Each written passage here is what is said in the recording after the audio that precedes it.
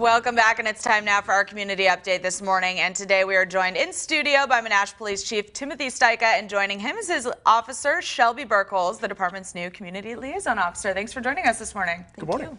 Now, Chief, what is the role of the community liaison officer in Menasha? So the community liaison officer actually started as the crime prevention officer 30 plus years ago with a guy by the name of George Porto. George was kind of the grandfather of crime prevention in the state of Wisconsin, actually. And the role is really to bridge that gap between the community itself and law enforcement, and really have someone that's dedicated to being the voice and the face of the department, and to really answer those questions and be accessible to the community. And why is it so important to have that role in the community? Oh, now more than ever, as we certainly know. And especially with the outreach of social media and the different ways that we're able to reach out to the community, having that one person that's really dedicated to be that point person is just essential in law enforcement these days. So let's talk about some of the programs the department is working on for this year. CPR certification. Yeah, so unfortunately with the COVID times, a lot of our community outreach stuff kind of took a back seat. So one of the things that we're working on is kind of rekindling our relationship with our Boys and Girls Club. So recently we kind of partnered with the Kiwanis Club of the Fox Cities, and we have been involved in the Kiwanis and Cops and Kids reading program. So reading to the elementary school students, and then we have a CPR class coming up in February to kind of gauge that middle school and high school age group of kids.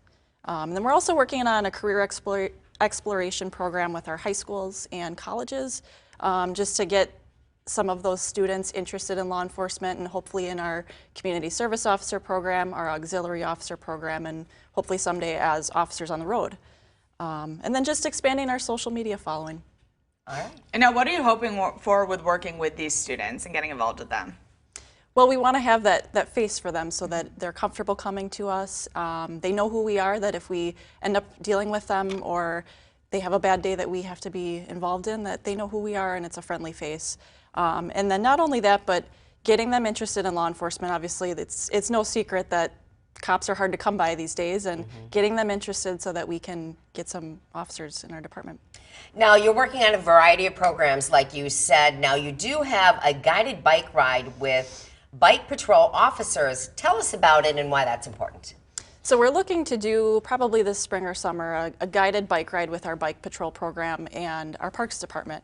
So we would gauge different age groups, so maybe like some elementary or middle school age students, young adults, and then maybe some senior citizens. Having a guided bike ride to educate on bike safety, get to know our bike patrol officers as you see them out at parades and different community events. And it's just a good way to connect with us outside of the day-to-day, traffic stop or call for service. And now tell us about the new style of police academy that's been created. So we're looking to start a new style of policing, or citizens academy rather, and rather than doing an eight-week program where they come in every Tuesday night for a period of time, we want to do it a little bit more informal, where we pick a topic and they come in for like a coffee with a cop type of hour session where we learn about a different topic.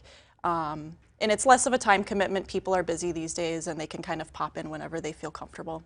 So kind of the Citizens Academy and the Coffee with the Cop, those are two different programs that you combined. Correct. And you just thought it would work better that way? Yeah, I mean, everyone's busy these days, and it would just be a little bit easier to be able to come in for a period of time, like an hour, 2 hours, and learn about a topic that you're interested in rather than dedicate 8 weeks to something every Tuesday night or Wednesday night. All right, and let's talk about how can people contact Officer Burkholz if you're looking to find out any more about any of this.